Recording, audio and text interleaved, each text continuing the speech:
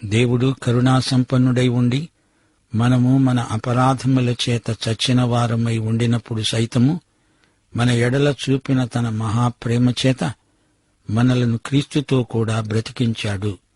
కృపచేత మీరు రక్షించబడి ఉన్నారు.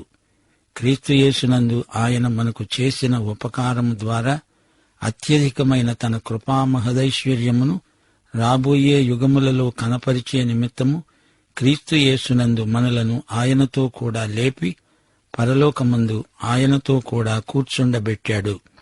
మీరు విశ్వాసము ద్వారా కృపచేతనే రక్షించబడి ఉన్నారు. ఇది మీ వలన కలిగినది కాదు, దేవుని వరమే. అది క్రియల వలన కలిగినది కాదు గనుక ఎవడూ అతిశయపడడానికి వీల్లేదు. వాటి యందు మనము నడుచుకోవాలని దేవుడు ముందుగా సిద్ధపరచిన సత్క్రియలు చేయడానికి మనము క్రీస్తు యేసునందు సృష్టించబడిన వారమై ఆయన చేసిన పని అయి ఉన్నాము. ప్రియ శ్రోతలు వింటున్నారా? గత పాఠంలో మనం రక్షణ అనుభవం ఎలాంటిదో కొంతవరకు చర్చించాము. 1 యోహాను 2వ అధ్యాయం 15 నుండి 17వ వచనం వరకు చెప్పబడిన హితోక్తి మనకెంతైనా గమనార్హం.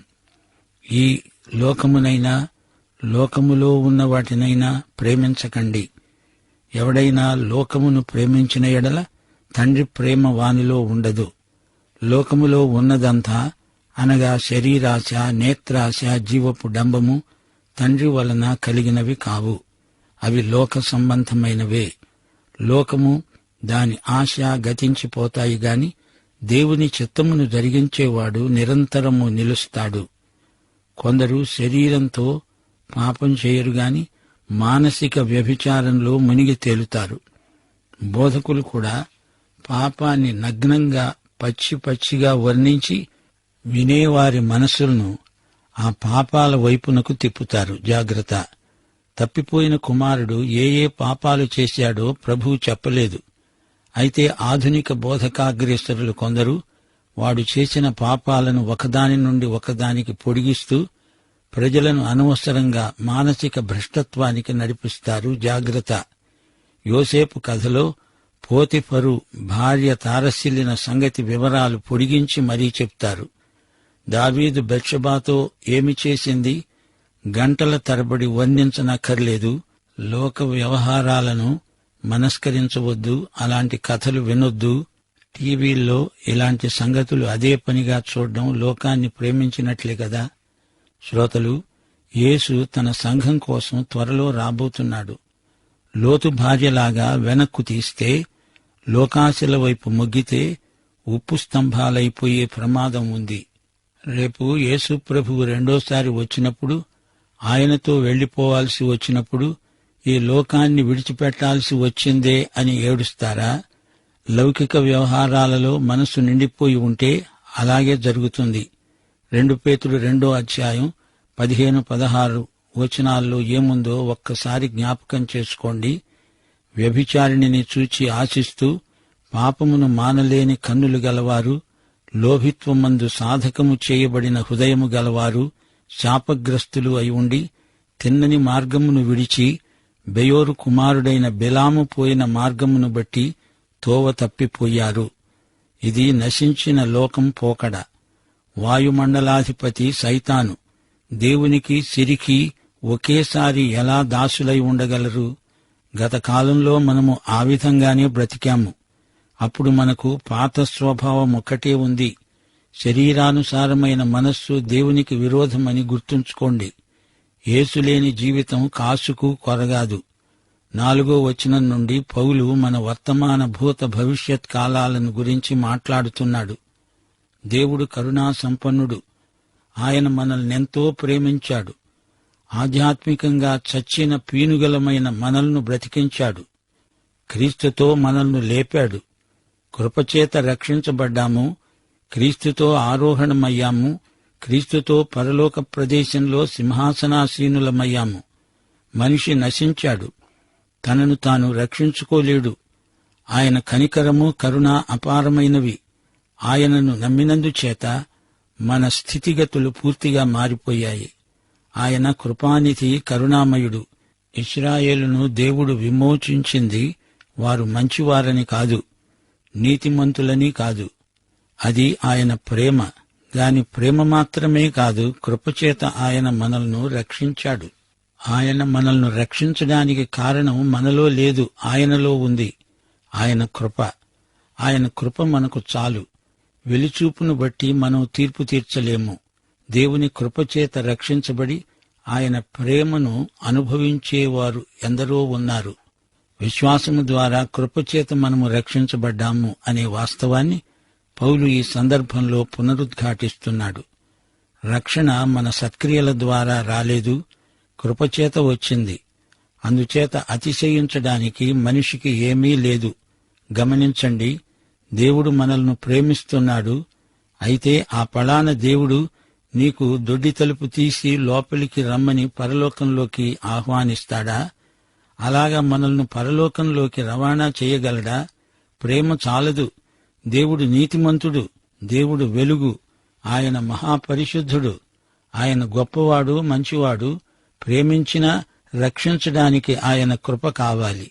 దేవుడు లోకాన్ని ప్రేమించాడు అంటోంది యోహాను సువార్త 3:16. అయితే రక్షణ ఎలాగా? ఆయన తన అద్వితీయ కుమారుణ్ణి మనకిచ్చాడు. మన పాపాలకు ఆయన పరిహార వెల చెల్లించాడు. ప్రేమ కాదు, కృప ప్రాతిపదిక మీద నీవు ఆయనను విశ్వసిస్తే నీవు నశించవు, నిత్యజీవం పొందుతావు, రక్షించబడతావు. నీవు దేవుని బిడ్డవై తప్పు చేసినప్పుడు ఆయనతో సహవాసం పోతుంది గాని సంబంధం పోదు. నీ పాపాన్ని ఒప్పుకుంటే ఆయన క్షమిస్తాడు, చేర్చుకుంటాడు. 1 యోహాను 7-9 మననం చేసుకోండి, మీకిది బాగా అర్థమవుతుంది. ఆయన వెలుగులో ఉన్న ప్రకారము మనము వెలుగులో నడిచిన ఎడల మనము అన్యోన్య సహవాసము గలవారమై ఉంటాము. అప్పుడు ఆయన కుమారుడైన యేసు రక్తము ప్రతి పాపము నుండి మనలను పవిత్రులను చేస్తుంది. మన పాపములను మనము ఒప్పుకొన్న ఎడల ఆయన నమ్మదగినవాడు, నీతిమంతుడు గనుక ఆయన మన పాపములను క్షమించి సమస్త దుర్నీతి నుండి మనలను పవిత్రులను చేస్తాడు. నశించిన ఈ లోకాన్ని దేవుడు ఎంతో ప్రేమించాడు. చేతులు చాచి రమ్మని పిలుస్తున్నాడు. నా వద్దకు రండి, నా మార్గాన నడవండి అంటున్నాడు. ఆయన ప్రేమ అయి ఉన్నాడు. ఆయన కరుణా సంపన్నుడు. ఆధ్యాత్మికంగా చచ్చి పాతిపెట్టబడిన మనల్ను ఆయన బ్రతికించాడు, లేపాడు. మనకు ఆరోహణమిచ్చాడు, సింహాసనం మీద కూచోబెట్టుకున్నాడు.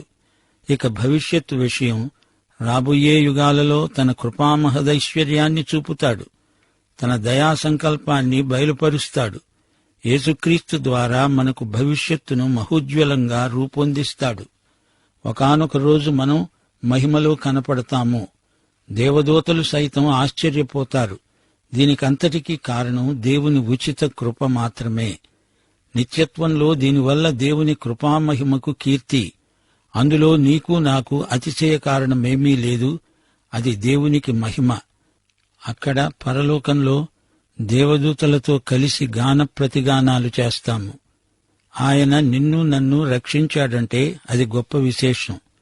మహాశ్చర్యకరమైన దేవుని కృప. పాపినైన నన్ను రక్షించిన మహాకృప దేవుని కృప. విశ్వాసము ద్వారా కృపచేత రక్షించబడ్డాము. అందులో మనం చేసింది, చెయ్యగలిగింది ఏమీ లేదు. అది కేవలము దేవుని కృప. క్రియల ద్వారా మనం సంపాదించింది కాదు. ఇందులో మనిషికి అతిశయమేమీ లేదు. గమనించారా? విశ్వాసి యొక్క గతం, వర్తమాన కాలం, మహోజ్వల భవిష్యత్తు ఇక్కడ చూపబడ్డాయి.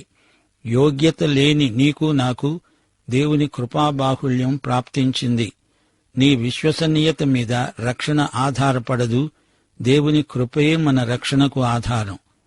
ఫిలిప్పీ పత్రిక 1:6 అంటోంది, మీలో ఈ సత్క్రియను ఆరంభించినవాడు యేసుక్రీస్తు దినము వరకు దానిని కొనసాగిస్తాడని రూఢిగా నమ్ముతున్నాను. నీవు దేవుని బిడ్డవై ఉండి ఒకవేళ దేవునికి దూరంగా పారిపోయావే అనుకో, నీవెలాగైనా ఆయన వద్దకు తిరిగి వస్తావు. ఆయన కృప నీ పట్ల నిరర్ధకం కాదు, కాకూడదు. నీ రక్షణ సంపూర్ణమైనది, సమగ్రమైనది. నీలో పరిశుద్ధాత్మ ఉండి రక్షణను కొనసాగించుకోవడంలో తోడ్పడుతున్నాడు.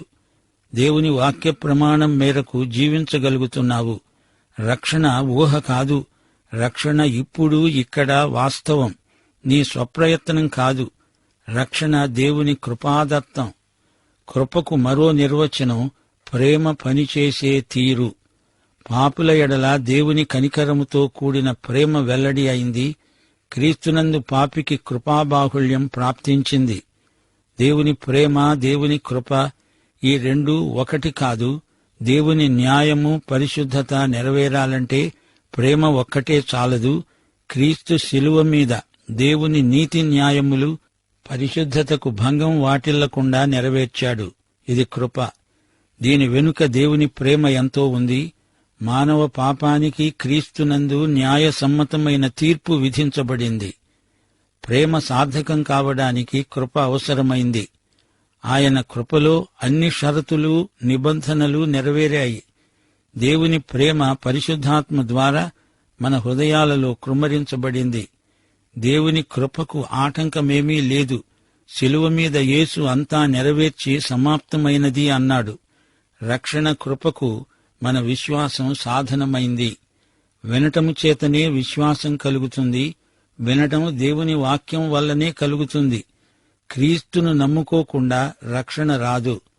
వాక్యం వినకుండా నమ్ముకోవడమంటూ జరగదు. సువార్త విన్న వారందరికీ విశ్వాసం అంకురించేటట్లు పరిశుద్ధాత్మే చేస్తాడు. 2 కొరింథీ పత్రికలో 3వ అధ్యాయంలో ఏమి చూచాము? మోషే ముఖం మీద ముసుకు ఉంది. తగ్గిపోయే దేవుని మహిమను వారు చూడకుండా మోషే ముఖం కప్పుకున్నాడు. ధర్మశాస్త్రం మహిమ తగ్గిపోతోంది. మోషే ద్వారా వచ్చిన ధర్మశాస్త్రానికి కాలం చెల్లింది. అందుకే 2 కొరింథీ 3వ అధ్యాయం 14వ వచనం అంటోంది, వారి మనస్సులు అనగా ఇశ్రాయేలీయుల మనస్సులు కఠినములయ్యాయి. గనుక నేటి వరకు పాత నిబంధన చదువబడేటప్పుడు అది క్రీస్తునందు కొట్టివేయబడిందని వారికి తేటపరచబడక ఆ ముసుకే నిలిచి ఉన్నది. ఈ రోజున ముసుగుతో పనేమిటి? క్రీస్తు ప్రత్యక్షం పూర్తిగా వచ్చింది గదా. సంపూర్ణ సువార్త ప్రకటించబడుతోంది. 2 కొరింథీ 3వ అధ్యాయం 15-16 వచనాలు. నేటి వరకు మోషే గ్రంథము వారు చదివేటప్పుడెల్లా ముసుకు వారి హృదయముల మీద ఉన్నది. గాని వారి హృదయము ప్రభువు వైపునకు ఎప్పుడు తిరుగుతుందో అప్పుడు ముసుకు తీసివేయబడుతుంది. అది హృదయపు ముసుకు. హృదయము ప్రభువు వైపు తిరగాలి. విశ్వాసం కలగాలంటే వాక్యం చెప్పినట్లు చెయ్యాలి. లోకాశలకు విముఖుడివై రావాలి. వాక్యం ప్రకారం రావాలి. అప్పుడే ప్రభువును నమ్మగలవు. ప్రభువునందు విశ్వాసం కలుగుతుంది. నీకు మానసికంగా ఏమైనా సమస్యలున్నాయా? నైతిక సమస్యలు కూడా ఉన్నాయి గదూ. పాపమనేది అనేక మందికి హృదయ సమస్య. పాపం రక్షణానందాన్ని హరించివేస్తుంది. గతానికి వీడ్కోలు చెప్పాలి. గతంలో జీవించకూడదు. గతంతో తెగదెంపులు చేసుకోవాలి. క్రీస్తు వైపు చూడాలి. రక్షణకు సాధనం నీ విశ్వాసమే అన్నాం కదా. రక్షించేవాడు క్రీస్తు. విశ్వాసం క్రీస్తునందే. నిన్ను రక్షించేది విశ్వాసం కాదు, నీవు విశ్వసించిన క్రీస్తు, యేసు రక్తం, శిలువ రక్తం. మన రక్షణానుభూతికి ఆధారమిదే. యేసు రక్తానికి ఉన్న శక్తి అమోఘమైనది. మన రక్షణకు యేసు శిలువ బలియాగం మాత్రమే పునాది. ఇది మీ వలన కలిగినది కాదు అని పౌలు అంటున్నాడంటే అర్థం, రక్షణ ప్రభువిచ్చిన వరం. మానవునికి అతిశయాస్పదం అందులో లేదు. రక్షణ అంటే శిలువ మీద యేసు చేసిన కార్యం. క్రీస్తు యేసునందు మనము నూతన సృష్టి అయి ఉన్నాము. మన రక్షణ క్రీస్తునందు దేవుని సృజనాత్మకమైన శిల్పం. ఇది దేవుని చేతి పని. రక్షించబడిన మనము చేయాల్సిన సత్క్రియలను కూడా మన రక్షణలాగే దేవుడు ఎప్పుడో నిత్యత్వంలో సంకల్పించాడు. రక్షిత ప్రజలు సత్క్రియా మార్గంలో నడుస్తారు. ఆయన చేతి పనే మనం. చేతి పని అంటే శిల్పం, కావ్యం, పద్యం అని అర్థం. పెంతెకోస్తు నుండి సంఘం ఎత్తబడే రోజు వరకు సార్వత్రిక సంఘమేదో దాని గురించి పౌలు మాట్లాడుతున్నాడు. లోకంలోని విశ్వాసులందరినీ సార్వత్రిక సంఘంగా పౌలు చూస్తున్నాడు. క్రీస్తు యేసునందు ఈ నూతన సృష్టే దేవుని సంఘం. మనమెందుకిలా నూతన సృష్టి అయ్యాము? సత్క్రియలు చేయడానికే. విశ్వసనీయులమై ప్రభువు ప్రతిష్ఠించిన మార్గంలో మనం నడవాలి. మనం పరలోకంలో క్రీస్తు యేసుతో సింహాసనం మీద కూర్చున్నాము. అంతేకాదు, ఈ లోకంలో ఉంటూ ప్రభువుకు మహిమ కలిగేలా నడవాలి అని దేవుని అభీష్టం. శ్రోతలు గమనించండి, క్రీస్తుతో కూడా పునరుత్థానం పొందాము, క్రీస్తుతో కూడా ఆరోహణమయ్యాము, క్రీస్తుతో కూడా సింహాసనాసీనులం. క్రీస్తు పరిపాలనలో మనకు భాగస్వామ్యమున్నది. క్రీస్తుతో సంయుక్తమై ఆయన జత పనివారమై ఉన్నాము. కొలసీ పత్రిక 1వ అధ్యాయం 13వ వచనం, ఆయన మనలను అంధకార సంబంధమైన అధికారములో నుండి విడుదల చేసి తాను ప్రేమించిన తన కుమారుని యొక్క రాజ్య నివాసులనుగా చేశాడు. ఆయన రాజ్య సంబంధమైన క్రియలలో మనకు పాలు పంపులిచ్చాడు. దేవుడు మనకిప్పుడు ఇస్తున్నదే కాదు, రాబోయే యుగాలలో మనకు మహోజ్వలమైన భవిష్యత్తును సంకల్పించాడు. శ్రోతలు గుర్తించండి, గమనించండి. ఈ పాఠంలో కృప అనే మాట ఎంతో శక్తిభరితమైనది. కృప అనేది పరిశుద్ధాత్మ మనలో పనిచేయడానికి సాధ్యతను కల్పించిన మహాశక్తి. కృప దేవుని అనుగ్రహమే కాదు, కృప గొప్ప కార్యసాధక శక్తి. కృప దేవుని క్రియ, నామవాచకం కూడా.